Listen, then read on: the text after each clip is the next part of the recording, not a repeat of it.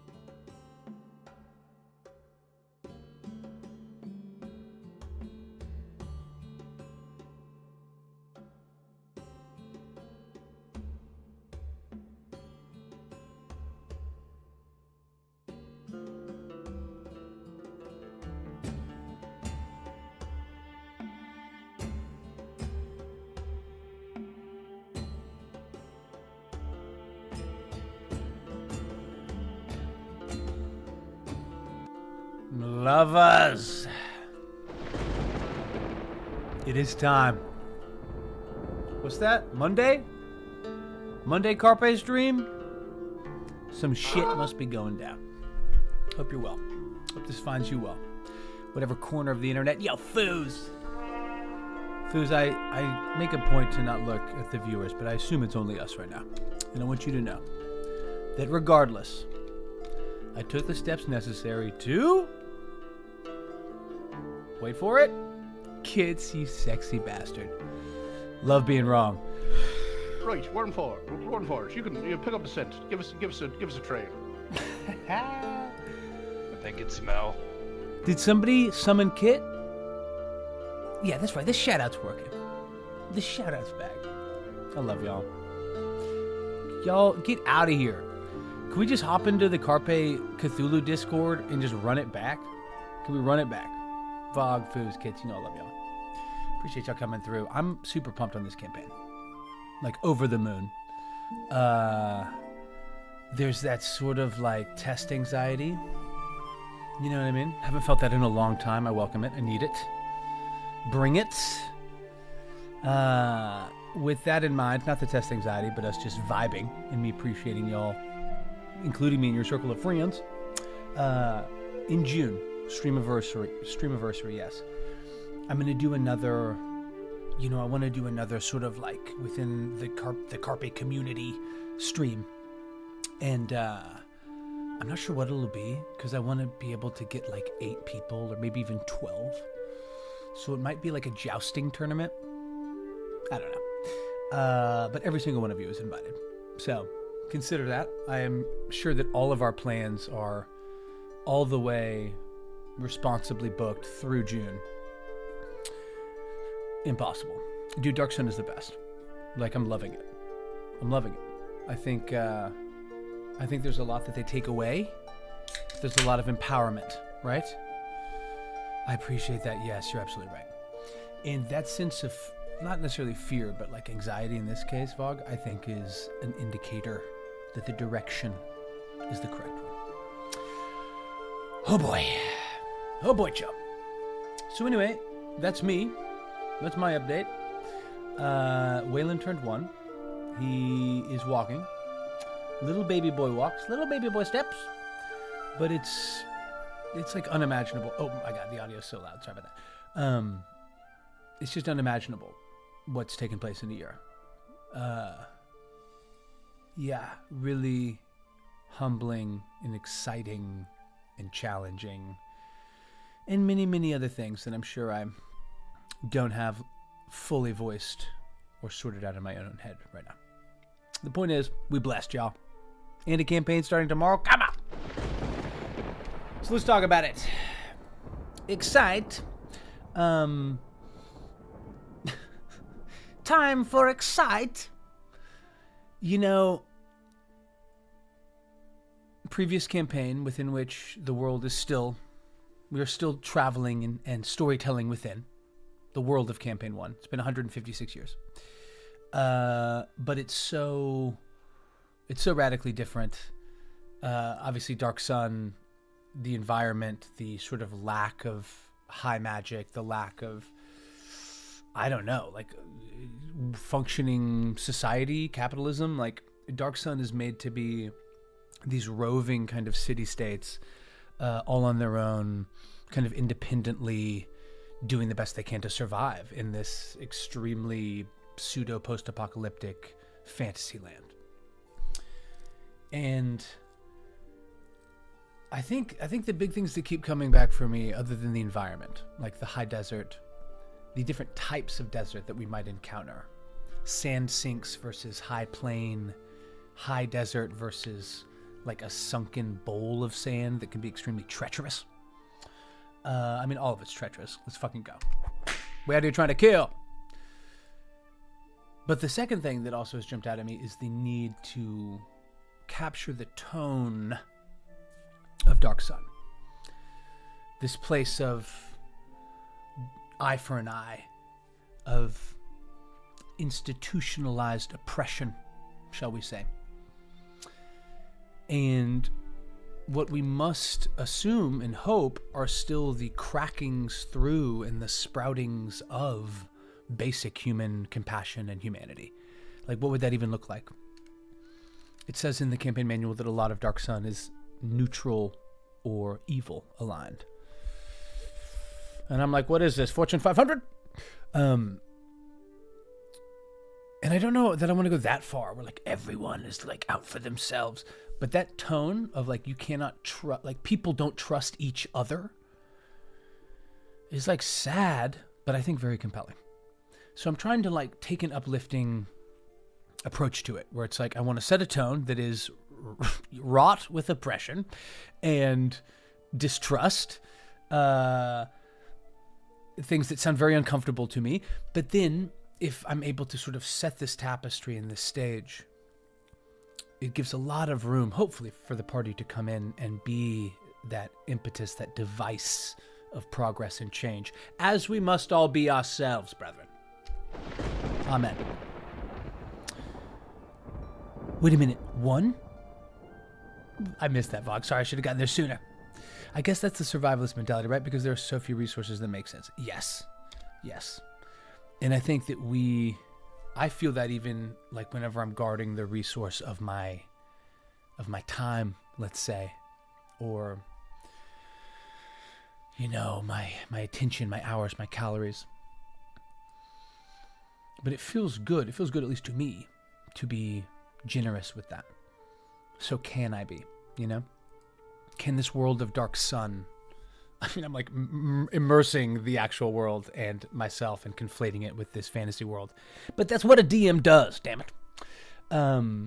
So, you know, forgive me that. But just relative to the world of Dark Sun and just relative to session 1 tomorrow, I am so excited to introduce them.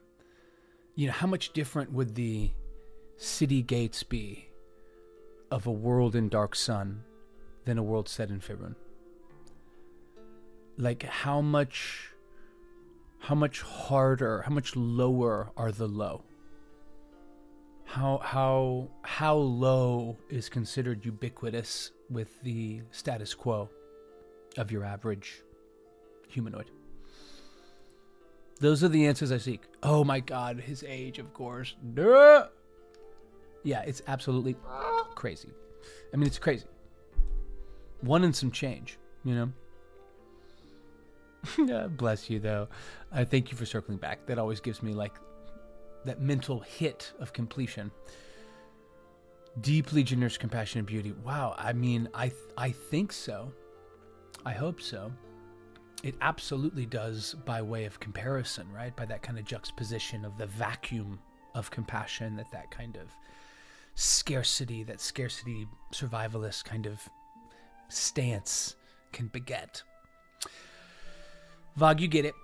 I think what I'm also just trying not to do is like compare it to current day, you know, because there is a part of me that really genuinely, and this is outside the world of D&D, like I know my party will have a chance to right the wrongs in the land of Athos, but in the real world, IRL if you will, I really do feel like there's a wellspring of strength amongst the 98%. Like the old models of suppression and of control are losing efficacy and are also being met by the almost like energetic connection level of, and I support this, what I view to almost be class warfare. And not that we're like treating people in different classes without respect, without compassion, without consideration. Not that.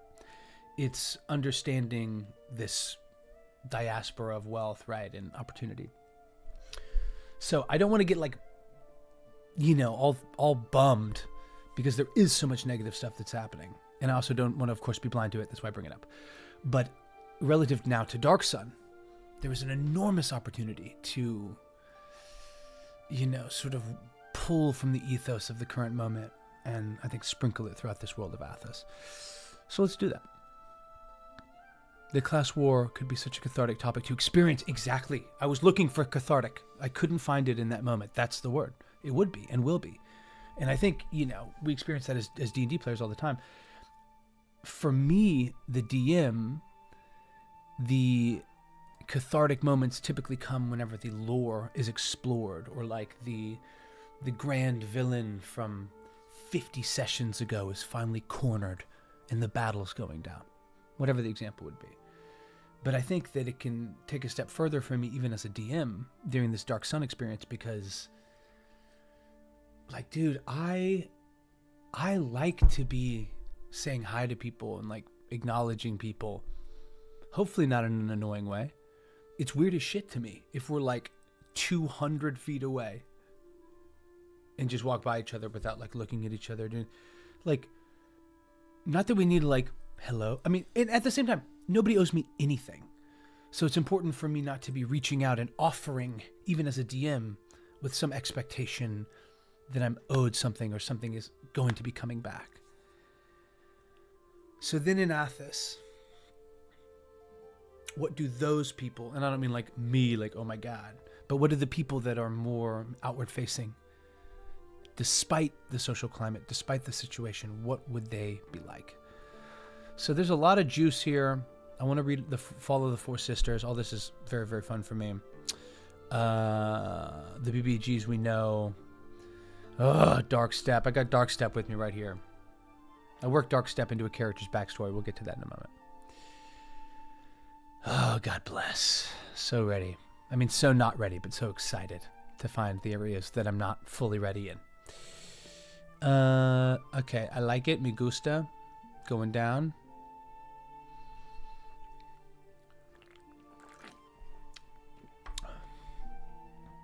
I was about to say happy Friday, though. It's Monday. Hope it was a great weekend. Hope you're still sort of taking that weekend energy with you. Your pockets are full, as is your heart. Don't let the man take anything from you. Okay, great. So these are the different lands and worlds. We're going to open in Caravanity. Run by a mysterious... Run by the League of Merchants, who answer to a mysterious figure, a tradesman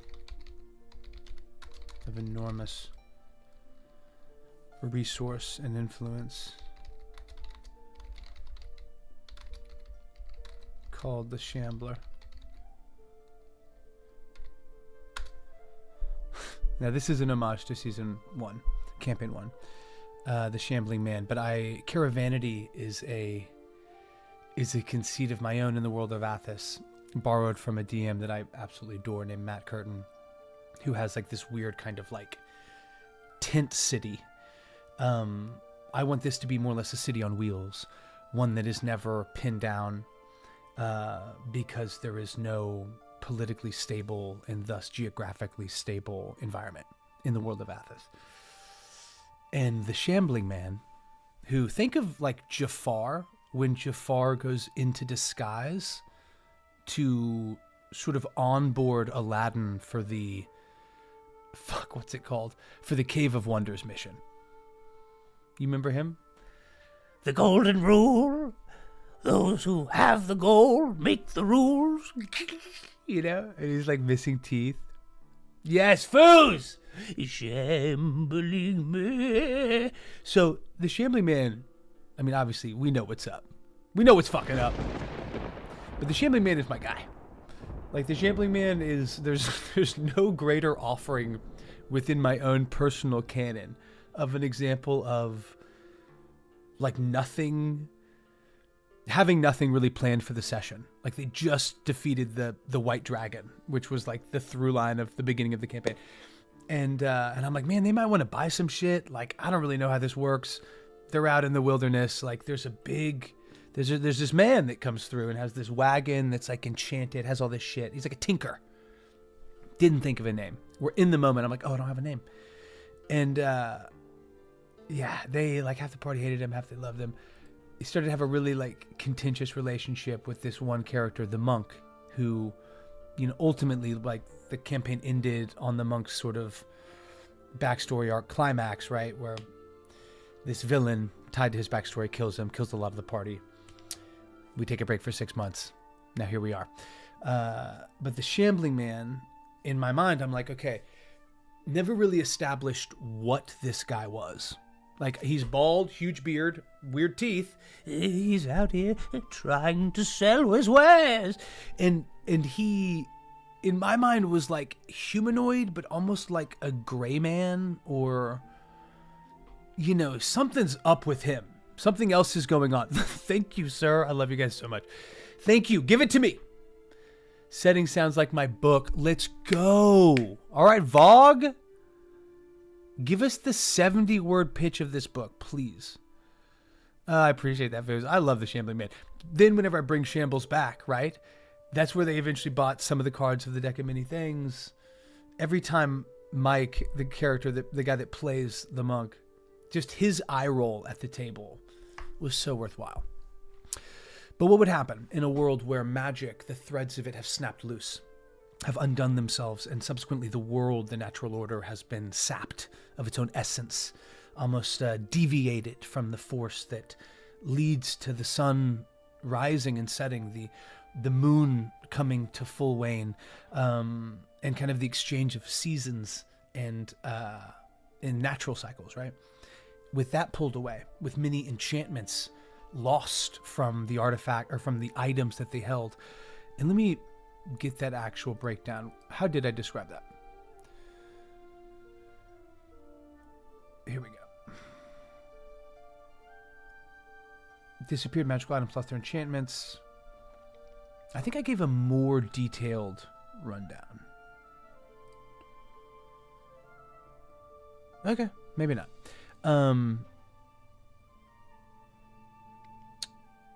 The point is that basically rare and lower, for the most part, items lost their enchantment. Really high level shit kept it.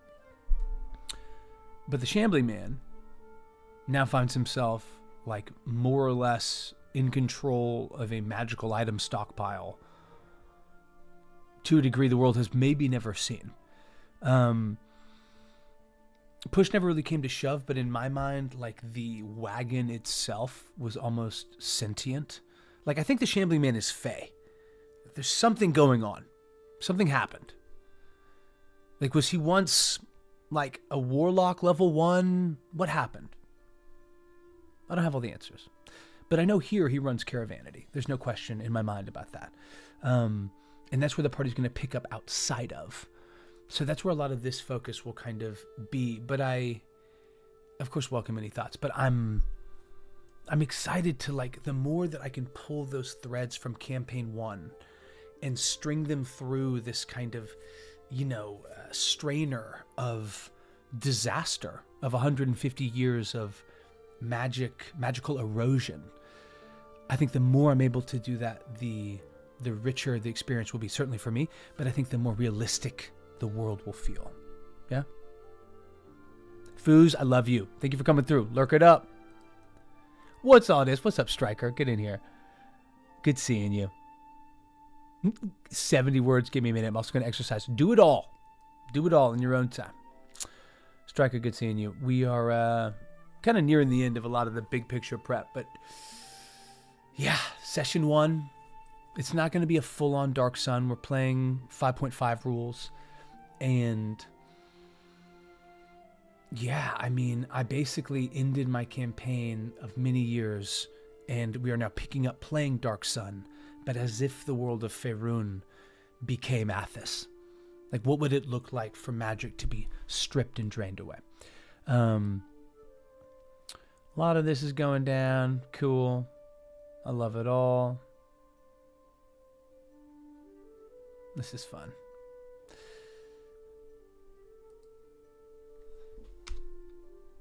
Throngs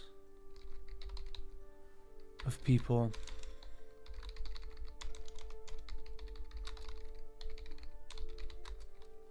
within an enormous Basin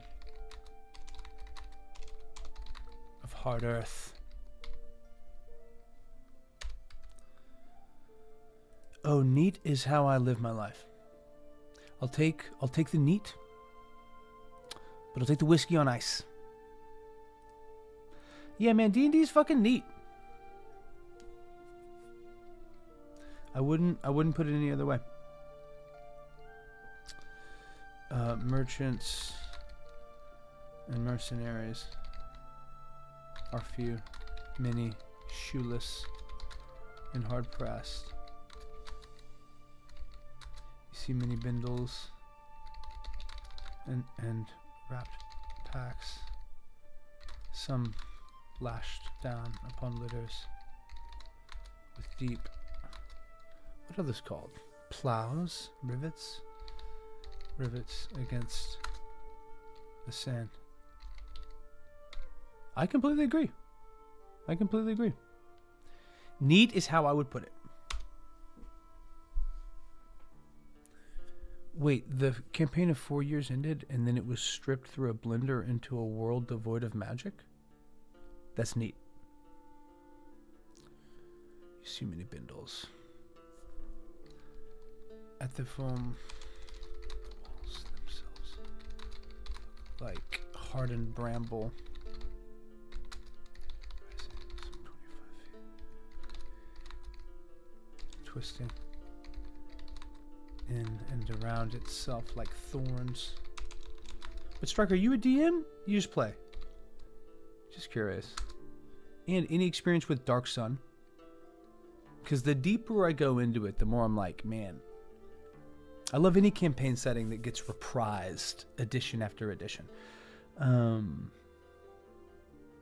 Fuck yeah. Okay, that's awesome. Are you doing both right now? I am. I'm a player in a game as well. Level 4 Paladin, baby. But I find it really, in a way that I hadn't experienced before, it's like really juicing me as a DM. You know what I mean? No Dark Sun, cool. I mean, me neither. I'm like picking and choosing, but reading through the whole thing has been an experience. I'm borrowing from the 4th edition book, which, you know, some of it feels like translating from Greek or Latin, you know? You're running Spelljammer? Let's fucking go. Dude, I want to run Spelljammer so bad. A big part of this campaign, I have him listed under the BBEGs. He's right above me, actually, right here. Is my boy Darkstep. And Darkstep has a ship. It's a tangle of vines and rough-hewn stone, enchanted crystal on its underside. Darkstep is basically like, yo, some shit is going on in the astral plane. And whatever the fuck y'all did with the magic is really messing stuff up. So he's almost like a potential hero, potential antagonist. He wants access to the Solar Sphere. Yeah. Cool. Cool. I love it.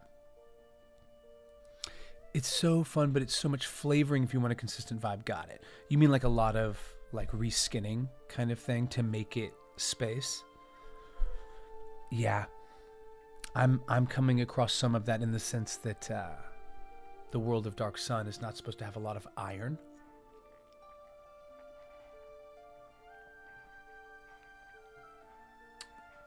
So what do you do? What can you do? You make stuff out of bone, out of skin, out of hide.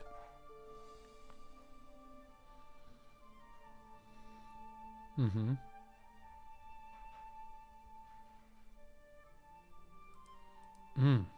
This is sick. I forgot about the Ashen Land. I need to put that on the map.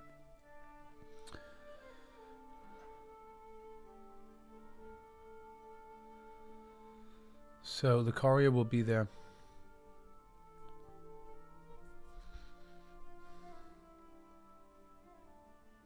Cool. Is most of the planning time. Got it. And I'm not intimately involved, like familiar with the actual prep book, but like how long are you going to run this through What do you think? Level 10, 11? Like, longer than that? And also, is it meant to be more sci-fi? Or is it still kind of like Astral Sea, fantasy-esque? You know what I mean? I just love the idea of mechanics for ship-to-ship combat in any D&D blessed system, or campaign module rather, set in space. I fuck with that. Yes. This is so good. Okay. Themes. The sprouts of wheat, fog, then crumbles.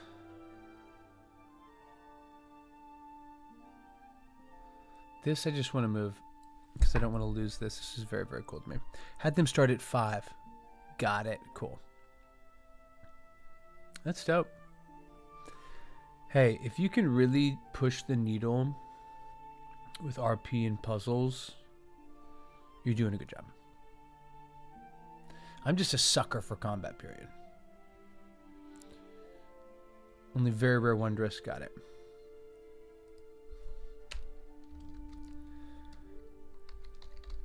God damn it.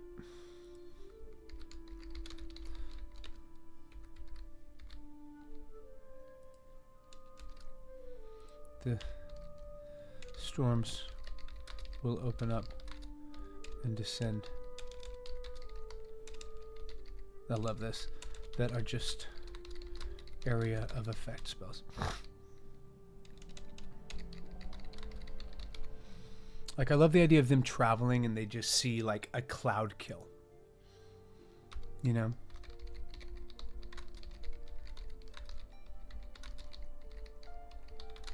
That to me is very cool. Especially in a world where magic has been, like, pulled away. You know? Really interesting. Oh, and not great. Much about adding random stuff. If you go by the books alone, it's sort of just D&D in space. Okay. That is well put. Whenever the time comes for me to run Spelljammer, I will have to pick your brain, Striker. The homebrew and reskinning, like that, that's what makes a good DM, I think.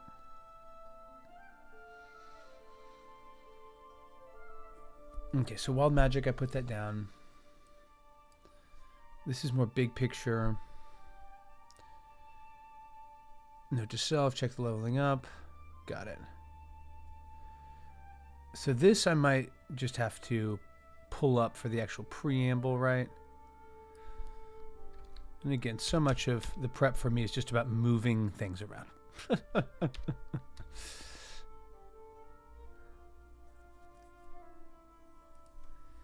A city. Its walls.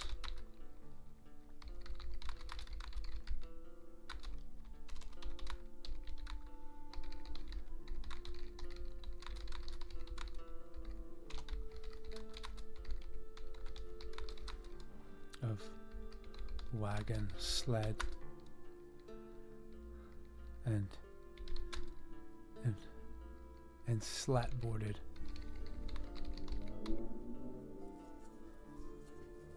I love it. Main book doesn't even have ship combat. Really? What the F? I thought that was like the main thing that the Spelljammer book offered. I'm the man up in this piece. It's got me fighting mad right there.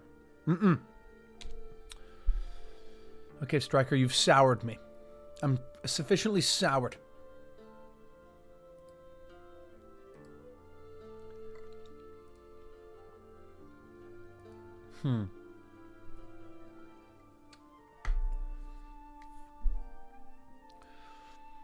So, the two things that I want to happen in terms of like hooks in session 1. It's a lot of setting of the vibe. Basis of Hard Earth. Mercenaries are few. Write this description. Yeah, the gates of Cameron, haggard-looking gnome in need of 5 warriors. Yeah. This is very cool to me. So 2 of the players are choosing to be of the free cities. And are they really free if they're ruled by a Sorcerer King? Nah. And one of them, perhaps 2 of them, is a Templar. And Templars are fucking sick. They have an evil connotation in the original Dark Sun and even in what we're playing. So there's some moral gray happening. But they're basically kind of like crusaders, almost like Holy Roman Empire types that are magically imbued by Sorcerer Kings, but also sort of like socially, politically anointed as above certain laws or certain customs and requirements. And I want to set the tone. This is from the book of Dark Sun, that the Sorcerer King, Kalik, King of Tyr, has been killed, impaled by the spear of a courtesan. Rumors of freemen and women in Tyr sloughing off the yoke and chain, and bloodletting in the streets. The streets. The gold-lined streets of Tyr. Now let's just look up real quick what Tyr's about. Dark Sun, D&D. Because I haven't really like read up on the wiki. So let's just do that real quick. Kalik for 1,000 years, iron-fisted. Get out of here. None was sure what the structure was for. Massive ziggurat.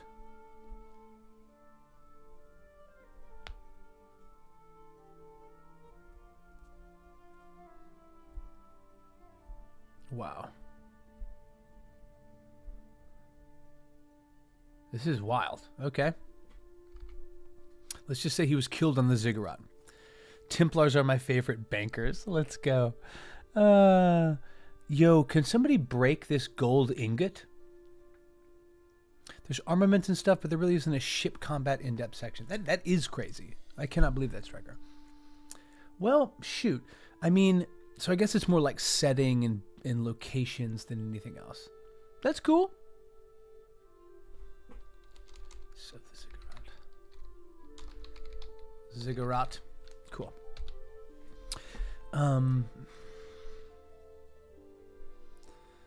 So this is what I need to pull off. Don't need to do that. I already checked that out. Add the dry fat and the sprouts of wheat flock, then crop balls. Cool.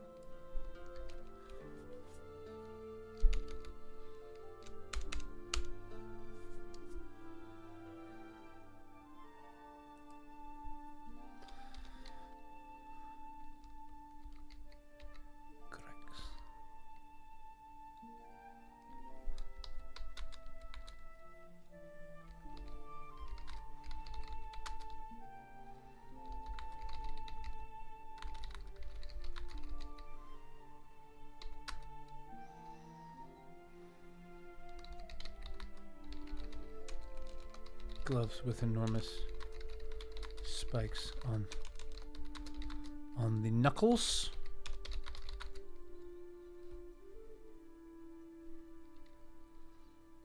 And a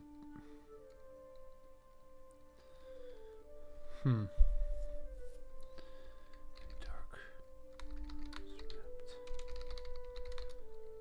about his legs, torso.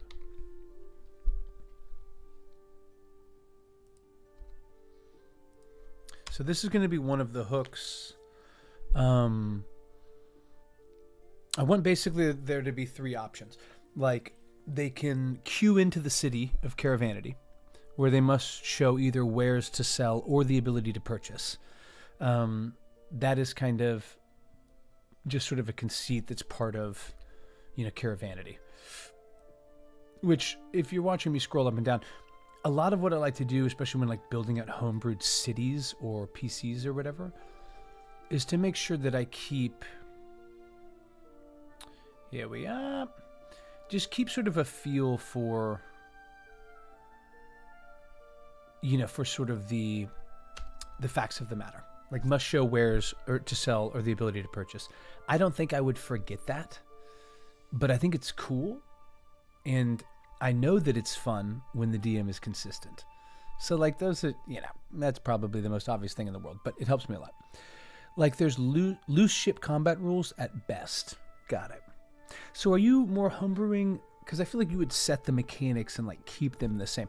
I feel like then you have to homebrew a bunch of different type of ships, right? I'm kind of just thinking Star Wars, but... So what's the best thing the book does? That would be my question, Striker. Is there any redemption? Yay or nay?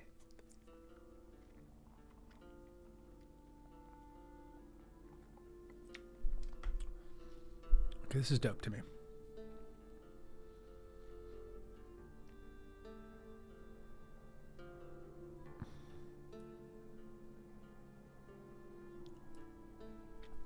Do I have where the solar sphere is located?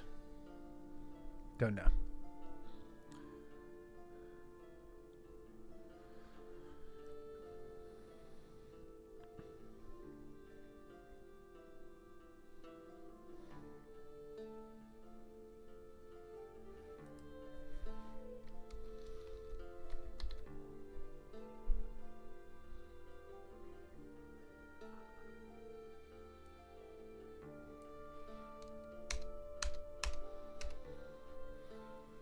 Cool. So this is information. I'm going to put this up here.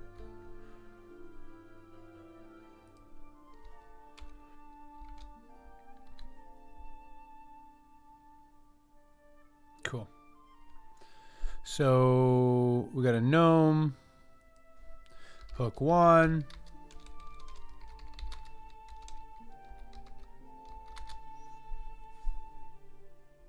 Oh, I got a fucking great idea for Hook 2. Okay, so I'm going to leave Hook 1 right there because I know what it is.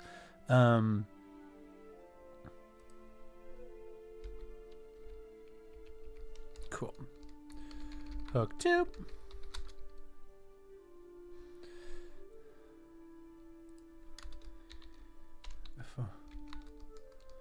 Beautiful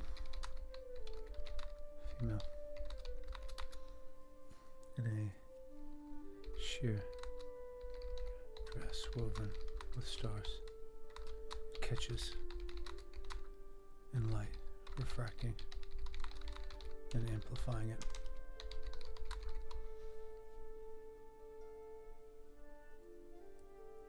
Again, this is not going to be as overwrought once I get further along, but I like to keep just a note. I'm just going to put this where she is, right? Boom. That's all I need. Beautiful dwarf, dressed with stars on it. Cool. Thank you. There we go. We did it. There are a bunch of ships. Okay, cool. So the book gives you ships. Great. But the best the book does is have a unique thing to base it on. And spell jamming is a unique mechanic. Got it. In my mind, like, spelljammers were the ships themselves. Sounds like that is not the case. So is spelljamming something that a singular humanoid does to another? I'm like talking about how excited I am to play the system. I know almost nothing about it. It's like, bro, you're talking about orbital blues. Get on board.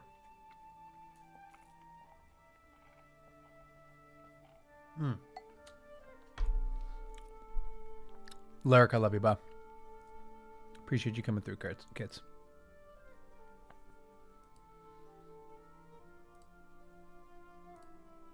Great.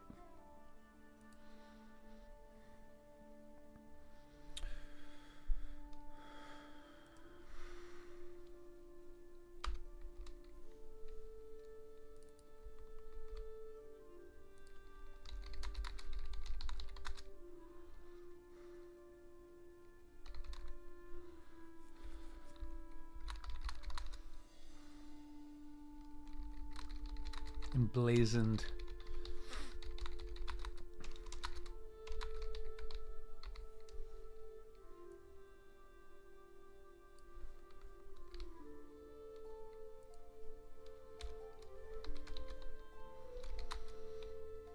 Time. Kings. Reflected is but a blip, is but a breath in the life of history. Magic was used to make this world, to define it. Define it. To develop and define. But she's sort of like real low, kind of lilting Irish. The time of the Sorcerer Kings will be reflected as but a breath in the life of history. Magic was used to make this world, to develop and deepen its existence. And magic was then used to break the world. It will be used a third time.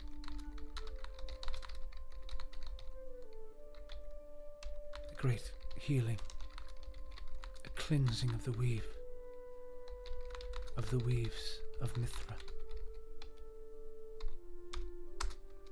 Trust that the mages of the white, is it white sun? Of the white, okay. But wait, what are they now? What? Mages of the White Sun. Got it. Cool.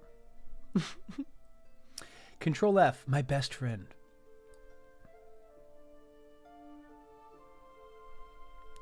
Wer war sein? Trust that the magic of the White Sun burns away any darkness. Those that have need of mending, come. We will see that you are sorted one by one, helped one by one.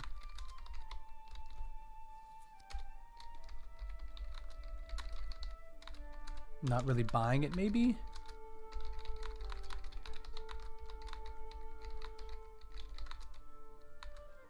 A boot. One pulls off some very worn leather hide boots. This young dwarf touches the sole, pushing it back onto the hide itself. And when her hand draws away, it is the boot was never damaged. Let's go. Sorry guys, I gotta block this guy real quick. You have been blocked. You, sir, have been blocked. The helm is the seat that lets you telepathically move the ship. Oh, spelljamming is a verb. Got it. Okay, that makes sense. It means to use an object called a spelljamming helm. Ah. The helm is a seat that lets you telepathically move the ship. So spelljamming is the act of moving a ship. Interesting. Can it do other things? Like, can you... Because I'm thinking of jam. Like, oh. You know, you've been jammed. You cannot find me on radar.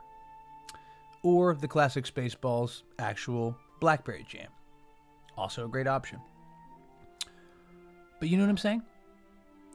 So if I'm spell jamming, I toss on some sort of Magneto helmet, right? I'm like in the Cerebro and wearing Magneto's helmet. Can I do other thing? No, it just does the one thing. God damn it, Striker. Oh, you got me good on that one. No, it just does the one. Well, double kudos for making a compelling Spelljammer campaign. As the more I learn about it, the more I am perplexed myself.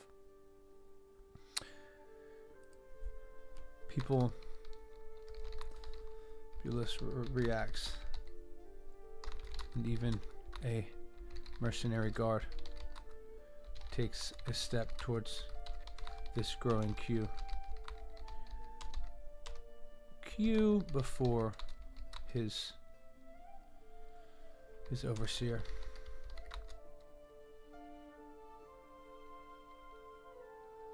Cracks. H-A. And long whip. There's going to be a lot of whips. Oh, I guess it also makes air bubbles? Okay. Okay. So don't sell it short if it makes air bubbles. It also is a very dynamic child's toy. Okay, well, you could have mentioned that. You're like, it makes cotton candy, and it also once a day can summon a clown. It's like, what? Yeah, dude, it's deep space. Oh, shit. So what the fuck did the bubbles do?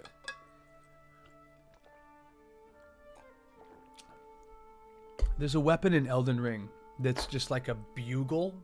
I don't know what it is, but it sort of like creates these bubbles that have a very slow homing effect. They're completely worthless, but occasionally people will bring them out in like PvP just to like troll somebody, and it is, i.e. me, and I find it hilarious. I'm like, I have my leveled up halberd. Let's fucking eat. They're like, all right, cool. I have this little flute that blows bubbles. It was a close fight. I'm not sure if the air envelope happens from the helm or if it's just a thing that ships have. The air envelope is the thing that makes you breathe in space. You know, I think for purposes of this, of us, Striker, of this moment, I think we have to assume that the Spelljammer, this magical X-Men adjacent helm, is the only way that air gets in or out of this craft. He's like, before you board my ship, let me first put on this helm. I must take about 700 hearty breaths to fill the pocket, the air envelope. Stand back, my loyal heroes.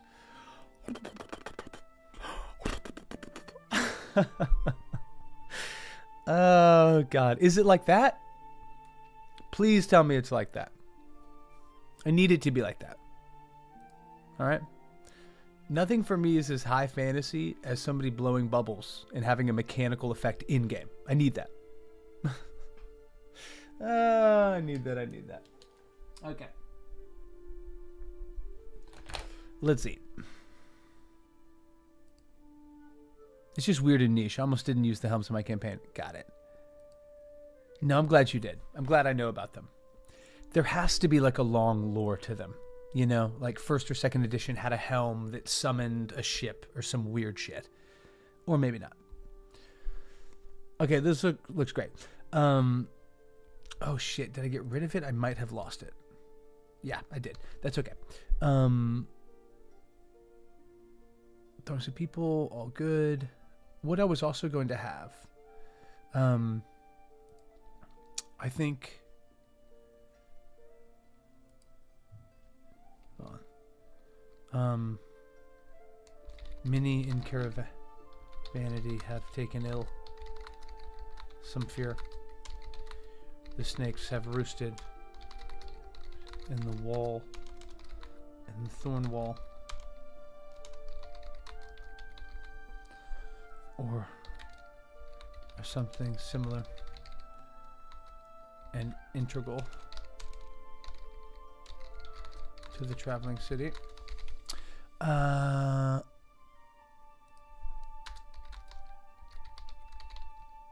See, now I have to go up and put up all the fucking snakes.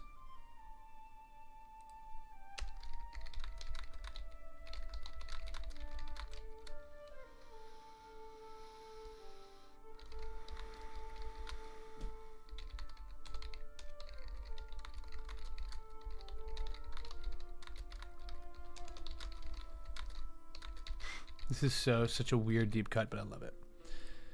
No, but for real, Striker, it sounds like you're doing a great job. I love like whenever we are excited, like that's how I'm going to be with Dark Sun. Where like I've got a bunch of shit, I'm tossing in some new mechanics, it's a whole new map, plus I have my own homebrew. We got our boy Darkstep. Give it up for Darkstep, y'all. I swear, they're going to be at my funeral and be like, I just can't believe the guy that gave us Dark Step died in a freak acceptance speech. Death. Tragedy, really. In this fictional account, I am receiving an award and somehow perish, if that wasn't clear. Nope. No ego involved in that at all. It's like, that's not an ego death. That's just me dying in an ego way. Okay, so here's sort of the rundown, right? We'll come in. The party is not really well prepared, I feel like, for tomorrow in terms of the players. Like, a lot of them are, like, emailing me stuff. I have some text that came in today. Got some very, very cool stuff from some people, though, which was awesome. Got a lot of backstory. And that's kind of where I want to end this, is moving into the PCs themselves and banging out a little bit of backstory to then provide that to them. Part of what I think is the beauty of, I mean, obviously D&D is such like a collaborative medium, but what I love about the beginning of a session is the fact that so much is up in the air, so much is TBD, that any decision, any choice gives you some point of reference to continue building. And whenever it comes to backstory, that is often, in my opinion, like the juiciest material to work with, because, you know, it connects the player characters, and it also, you know, no one is going to pick a backstory that like doesn't have some draw to them, I would assume. Otherwise, why would they pick it? So whenever you're able to weave that in and use that to sort of bring people in, I know I love it as a player. So anyway, we're going to transition into that in 1 second. Yo, Matt Bro. Uh-oh. Bugles up for a real one. Hey, let's make this minute hot as hell. Drop the award into your ashes. Striker, that's a great line. Matt Bro, sending you love. Oh shit, I still have my stream elements on for Amanda. You know what? That's fine. Give it up for Amanda. She was on last week. Matt Pro, we're getting ready. Session 1 is tomorrow, my prince. So, first act. This is a very poorly worded kind of document. Maybe like first act in the Shakespearean 5-act system. But the impact of the drow is comprehensive. Everywhere simply unmissable. Many major cities no longer have nightly illumination. In huge gossamer netting stream over the thoroughfares, it is said that the service lives in a day-long shadow since the drow victory. There is enormous buzz around the recent activating of the solar sphere. Now, I need to figure out where the fuck the solar sphere is located, right? So where are you located, dog? Some heretofore unknown family from Everland or elsewhere. Okay, TBD. So I need to come back and, you know, D. Somebody has to D this down. Decide. Matt Pro, appreciate you coming through for any amount of time. Much love. May this Monday be full of blessings, my bruv. Come back soon. Come back soon. Stay a while next time. Take your shoes off. So yeah, so we'll read through the rest of this. I just want to get a feel. The solar sphere is going to be probably of the Wojevs, but I think it will exist in Everland. That makes the most sense to me. There's enormous buzz. Hope that the gods have not fallen. Can be used to view into the astral plane. Lucaria has some hopes and wishes for this. Got it.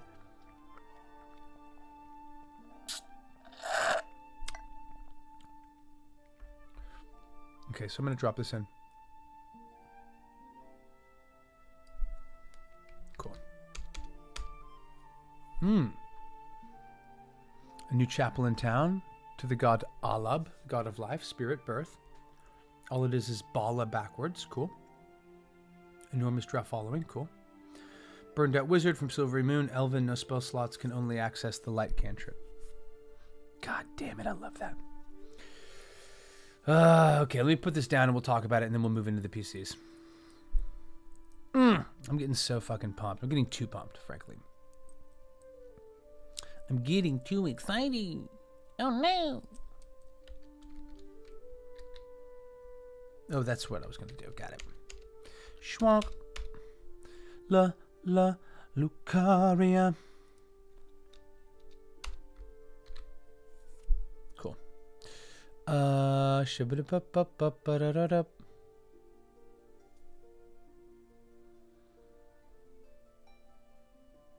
Dope. Preamble there. This, I think, is in Caravanity somewhere. Okay, cool.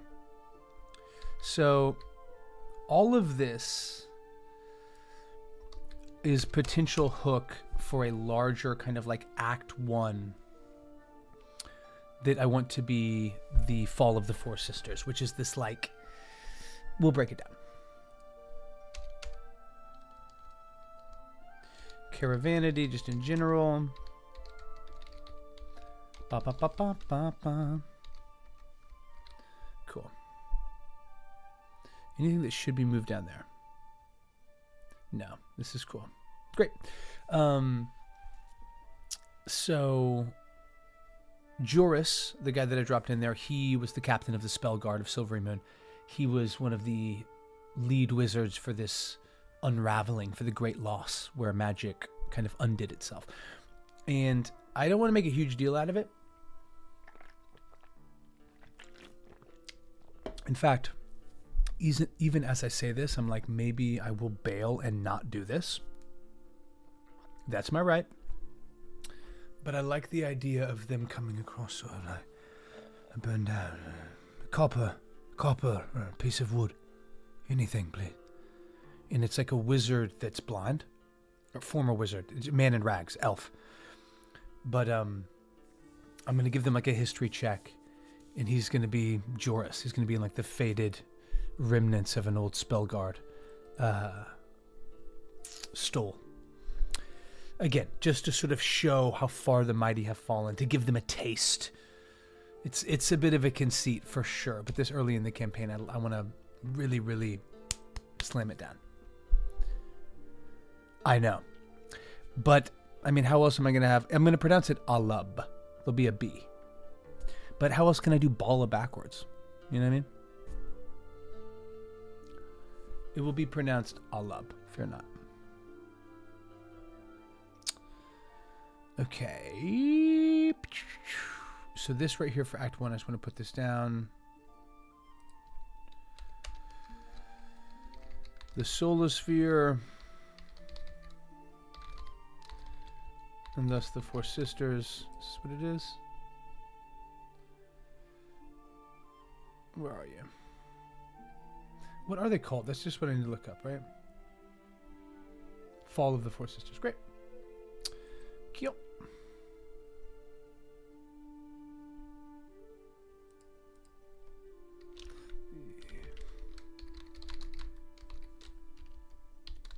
Cool.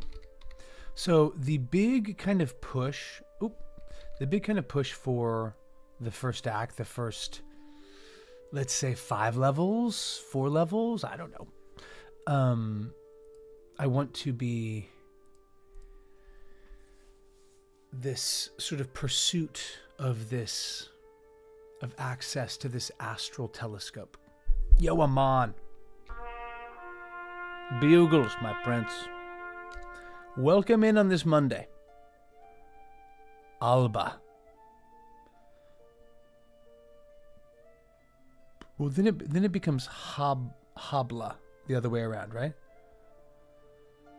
The lens does work, but the telescope does not yet function. It's going really well, Amon. Session 1 of the new campaign 2, set in Dark Sun, is happening manana. And couldn't be more excited. We've sort of laid out some of the preamble already had. This is how we'll pick up, is grouping together people in sort of groups of 5 to move forward. That's what's going to arbitrarily kind of move these people together.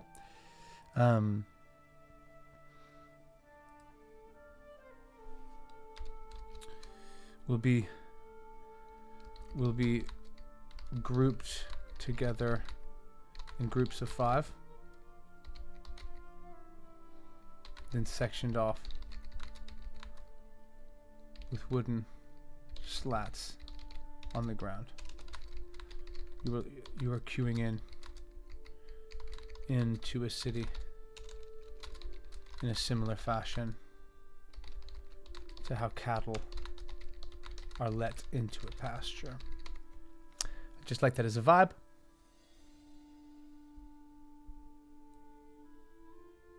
This is my conceit of like forcing the party together to start the campaign. As they're slowly approaching the gates, they will need to basically show that they can either buy or sell something. In between that time, they will see different things happen, hopefully strike up conversations, get bits of information. And then right before they kind of move into the kind of on-deck circle to queue into the actual caravanity, they're going to be approached by this gnome who more or less runs like a fighting pit. And, you know, that's obviously, who knows if they'll go that way, but I like giving them the option of being like, fuck yeah, we'll throw down. Let's do it. Partly because it's fun and partly just because like level 1 combat is hilarious. But my guess is they won't take the combat route. They will either just directly queue into the city, in which case I should have some stuff planned, or they will pursue some of the adventure hooks that present themselves right outside the city. So we'll see. I like to just know, I like to have the ground zero down strong. Like, what is Caravanity? What does the outside look like? What is the opening scene going to look like? And then beyond that, right, as long as I have a big feel for the world and what's happening, then I'll be in a good position to fill in the gaps if need be. But I think they'll probably take one of these hooks. Session 1 with Arachne worked well. She's only hanging from the roof of the tavern side. Do they... That's great. Of the superhero base, I forgot that's what it was. Man, that is a beautiful picture. There's a beautiful silhouette. That's like me imagining my druid anytime that they were in wild shape. I love that. That took me there, baby. Take me back. Take me back, baby boy. Okay, so I feel really good about Session 1 and the overarching, you know, Act 1 arc. I do think it's worth it to read this real quick. Because this is the conceit, right? Dark Sun.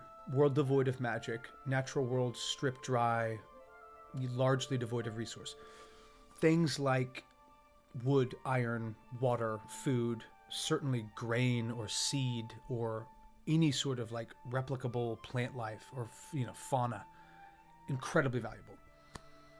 Information, incredibly valuable. They really hammer in Dark Sun that like education has been lost. Like people don't know how to read. There's not a lot of literacy or learning. And, you know, I think that's very compelling. I think a lot of that makes more sense in the OG Dark Sun, because that's a world that presumably has been around for like hundreds, if not thousands of years. So long that the populace can't even remember a time before the Sorcerer Kings. In our campaign, that's not going to be the case. And I think that actually makes it a hell of a lot more compelling, because it's only been 150 years. Like, imagine a dwarf, an elf, someone with a life cycle in the hundreds, a halfling, a gnome that saw Sword Coast Faerun, and then saw the drow start a battle, and then saw this enormous, great magical undoing, the Great Loss, and then subsequently over decades watched the whole of the North just pull back to this arid, you know, wasteland, this ruin that is so far removed and foreign to what it was even 50 years ago. So that's the stage. And because there's so little magic, I think that a lot of the magic that does exist, the magic that is used outside of like spell casting and defiling and preserving, I think the more that I'm able to justify and make the magic count, because there will be so much less of it, I think it'll make those moments stand out, really pop. That's my hope. But a big part of what I'm viewing, you know, as the big picture campaign arc is them hopefully setting things right with either the magical order or the state of magical affairs. And since both those things are intertwined, like fixing one means that you have probably fixed the other. There will be some ways to do that. A lot of it will take place through the astral plane, which is only accessible through physical locations in Athos on the map. But outside of that, outside of like going in and like righting the imbalance of the old Pantheon, I've added this device that actually is again borrowed from this same DM, Matt Curtin. He had sort of a different version, but this is the through line is that they're both telescopes. But this is one that can basically be used almost as a weapon that has a sister device in the astral sea that almost like a Starlink or like a GoldenEye laser kind of vibe is capable of enormous concentrated power. It is a relic of a past long before even the Great Loss. And it was sort of kept by this family. It was warded, it was hidden. But whenever the great magic undid itself, this family had no way to keep this secret hidden any longer. So now the Solasphere, this astral telescope, this thing capable of seeing into the beyond, of scrying at will, a resting scrying spell, is said to possess the weight of heaven, a devastating beam of radiant energy, 200 D10. It's pretty sick. 200 D10? Come on. Come on. Arachne's afraid of heights, so it might start funny. That's funny. Yo, tell her to get off the roof, dog. I don't know if it's just me, but there's something so fun about mentioning a random location or event and just never explaining it completely. I mean, yeah, like fine line, right? Fine line. Because you don't want your party to kind of get wise to that. Then everything is throwaway and nothing has meaning.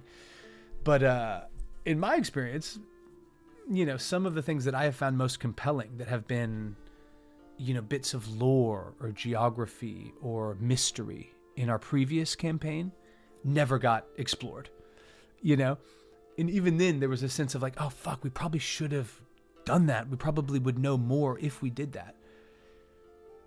Which is why I think a very hard ask but important choice a DM has to make is to not reveal what is down a path that the party didn't take. You know what I mean?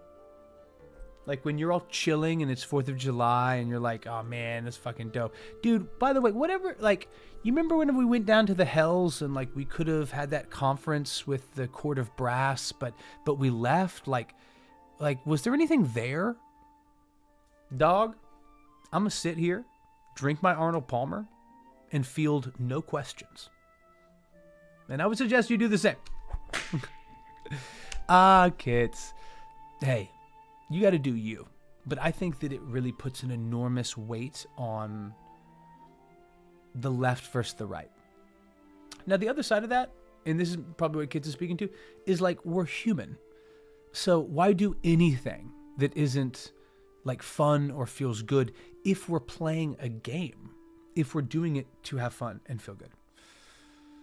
So definitely, like, sometimes, like at the end of this campaign, I had a Twitch stream at this point now, like 2-3 months ago, with some of the party members, and more or less was like, hey, let's go through my PDF. Let's go through my DM document. And so that was a moment where I was massively breaking my own rule, right? And it's like, yo, if you want to come in here and look into the pits of hell that is a DM's PDF, that's on you. All right? I'm not medically insured, dog. I can't help you. But if you want to take a look, you may. But I thought after an explosion in the tavern, Arachne might use her strings to get away in a panic. Oh yeah, no, that makes sense. I just think it's funny to be like a spider, to like be on the side, to be like up and moving and also afraid of heights. You know? Kids, you got to do what you got to do, dog. I think a storyteller who uses a location as his go-to for a place I have no clue about, so X is from there, slowly growing it to a strange place. Yeah. Well, totally. And Amon, I think that, my brother in Christ, ain't nobody here insured, all right? Yo, you drink your milk, and you got to stop skateboarding over the age of 35. That's all I know. Oh, my gosh. I'll tell you what. You are assured, Kit, that you're welcome here anytime. All right? Embrace. What was your guy's name? Was it... Just trying to remember your character's name. I love the accent you did, man. That's great.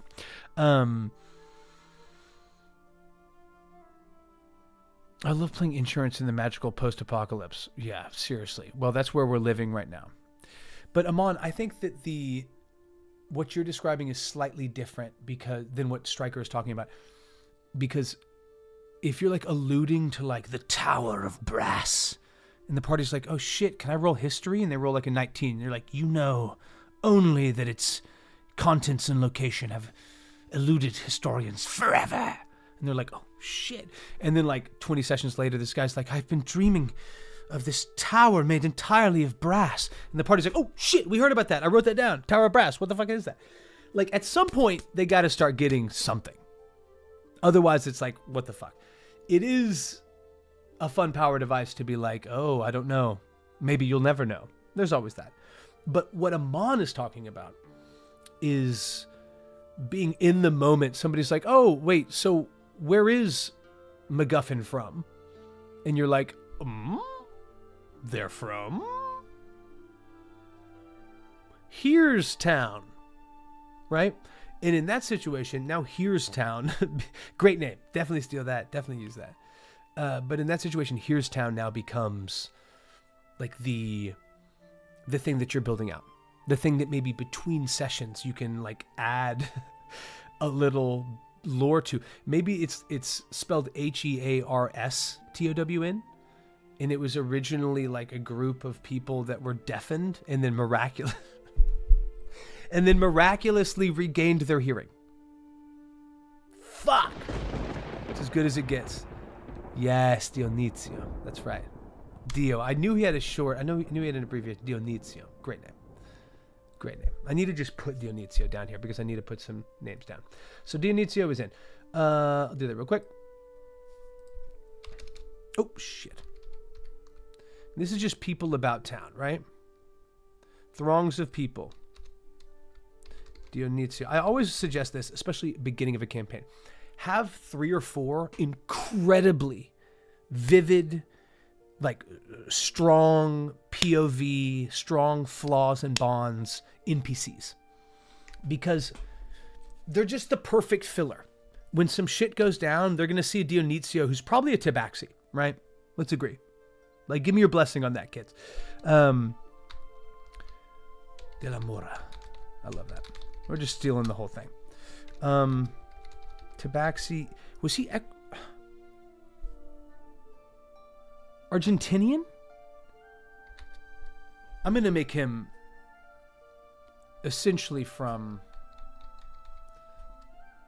You know what? I'm going to have to figure that out. I think probably from Balak. We'll just say from Balak. Let's go. Let's go. 2 stone reavers over either shoulder.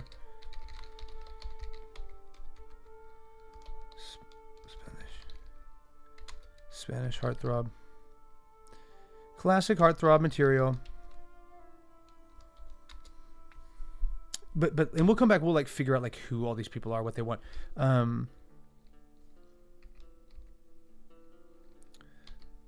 Weppers. Tanchuck. Weppers. Okay, elf looks fucking rough. Patched hair, blisters, and blistered scalp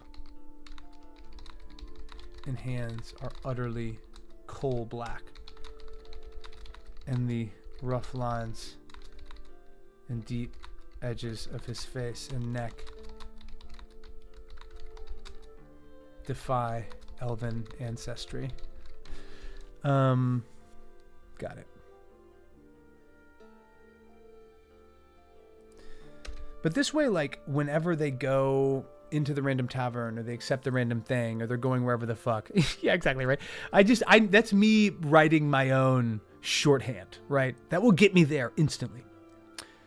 But if you just have a couple of these, and like, sometimes I'll do it every session. A lot of times, like, they won't use some, so I'll keep moving them until it doesn't make sense and I'll create more.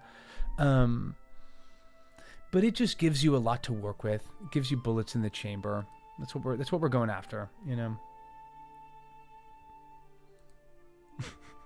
But I also had a location where I only had the name, and because I throw NPC and objects as an origin from there as a panic explanation, I had material to work with to flesh the location out. Yeah, totally. Funny thing is you usually have a place before you create things from there. Usually, not always. Yeah. You know what? Like, animated doll, that's great. Hey, keep the arachnid lore coming. But Striker, making shit up on the spot is like, it can be fun. You have to do it. It is every DM's job, you know, because just stuff goes down. But I think that you don't want. I don't want to be living my whole campaign improvised. Like, that to me feels like you're not getting the most out of a campaign. Everyone disagrees. Some people agree. It is what it is. For me, I can't get my rocks off if, like, I don't have a plan and not necessarily guide it there, but like incentivize it there. You know what I mean? Like, that to me is the most rewarding stuff. Amon, you're absolutely right. That's why starting with something, like literally picking anything, a name like Weppers, like that will give you something to work with. This dude was kicked out of his tribe of elves. Out of the Longstride clan. Is it weird to spell clan with a K? Is it actually with a C? That's like, makes me feel so awkward. I guess it normally is with a C. Well, 2025, guys. Got it in the brain. I must have seen a cop earlier. Oh my God. Nothing is canon until it comes out of my mouth. That is the absolute truth. That is the absolute God's blessing and law. Arachne made a mitten in the pub. That's great. I agreed.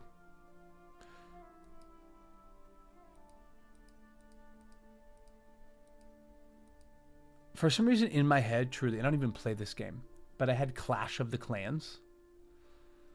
But I have to assume that they use the C. Clan started to develop magical abilities. Opened up a thirst in him. He was a liability, so they let him go. Forrest Gump type. I think he talks like Forrest Gump. He's sort of understated and sort of probably a bit stunted, but he talks like he's honest and a bit plain, but occasionally deep as hell. Going for full Forrest Gump, dude.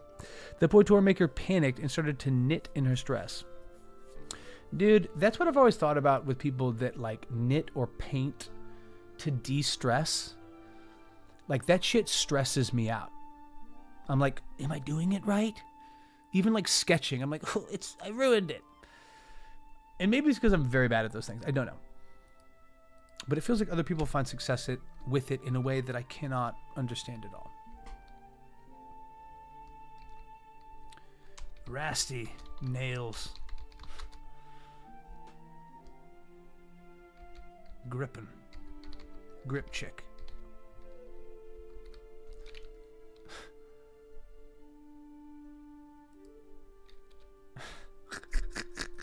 She looped the last lines. Hey, that works. As long as that loop didn't go over her neck. Stupid is as stupid does. I have to assume that the day before they started filming, Tom Hanks had a mild panic attack at all the acting choices he'd prepared. He's like, oh shit. Maybe not. Maybe not. Maybe not.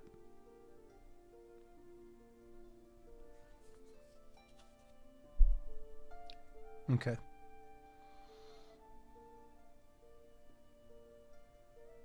Okay, inside Caravanity. Cool. This guy's gonna be a dwarf.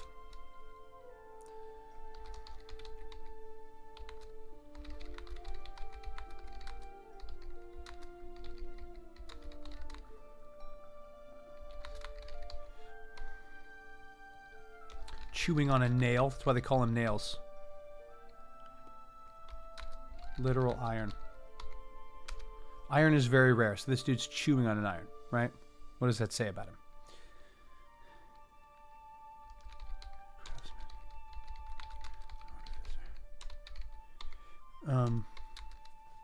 So they're going to be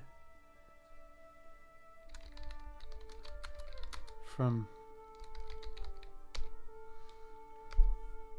We'll have to change this. Water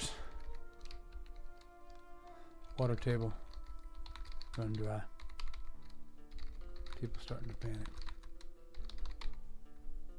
I like that.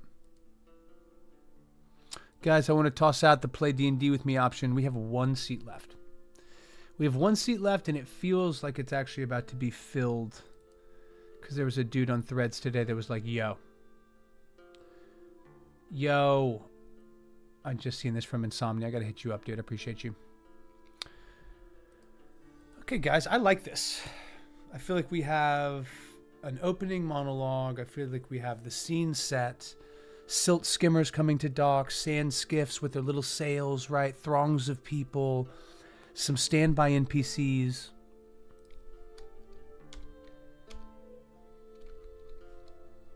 This is cool. They'll be grouped together in 5. Human. Gruff. Beard. But soft eyes. Doing his best. Best to group people. Overworked PA vibes. Okay. Enormous buzz. Or there's an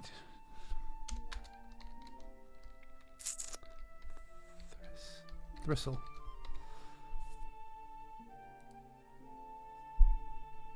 Great. Then at the gates, they'll start to queue. They'll be approached by Grex, who's trying to get people to fight. Lucaria will be there doing her thing, setting the tone for a lot of what is to come. And also, you know, Lucaria's dad was the campaign 1 villain. So I think they will, if they put together Lucaria, they're going to be like, oh my God. So can they ever come to trust her? I don't know. To me, it sounds very compelling. And we shall find out, I guess. Okay, guys, we did it. We did it, y'all. I didn't touch too much on the backstories because I'm still needing to receive some from people, frankly. But I feel really, really good about where this session is going to go. I need to still put together maps. I want to do one of the fighting pit, and I want to do one of another, like, Caravanity potential encounter. Just because, like, we got to have a little combat. Come on. Level 1, let's get it. But I feel really, really good about it. I mean, I'm going to continue reading the Dark Sun PDF tonight. It's given me a lot of inspiration, has me feeling really, like, excited about what could be. You know what I mean? Like, what the next move could be. But I'll be back on Wednesday to talk about how it goes and to prepare for my Start Playing campaign, which is on its 3rd session and still has 1 seat. Get in there. But that will be on Wednesday of this week as well. So, guys, truly, I appreciate y'all coming through. This was awesome. Amon, Striker, been a minute. Glad you came through. Kits, you know you're a legend. Voog, Fuzka. Who am I forgetting? Mapro, yes. Mapro was here for 78 seconds, and they made it count. Now, I like to end my D&D streams by raiding another DM. Ideally, someone doing, like, prep, you know, like getting ready to do it, kind of doing what we just did. Just because, like, I don't know. The first time I ever streamed D&D, somebody rated me, and it was very cool. I found it very uplifting. So I kind of like to kick it on down the line. If anybody has someone that they know that might be a good suggestion, let me know. Everything I'm seeing is an actual play. So, let's see. The play test. Okay, stand by. Oh, dang it. Well, I'd like to go to someone with... Here we go. Got it. We got it. This is Sure Golden. Yes. Continuing Black Talons. And our guy is painting a mini and it looks really good. This is badass. Okay, if you can, please roll up on Sure Golden. Be like, yo, what's up? Carpa says, what up? Truly, bottom of my heart, man. I appreciate it so much when you guys come through. It's not always easy for me to carve out the time to stream, but I like doing it. And even though it makes my prep less efficient, it is valuable to put it out there, I think, I hope, for others, because I have learned so much from other people as well. So whenever we roll in on Sure Golden, give him some of that energy. Give him a little smooch. A digital smooch. Just whatever you're comfortable with. No smooch required. But please make sure you take care of yourselves and take care of each other, because we're all we got. Okay, I love you. I'll see you Wednesday. Tell him what up for me.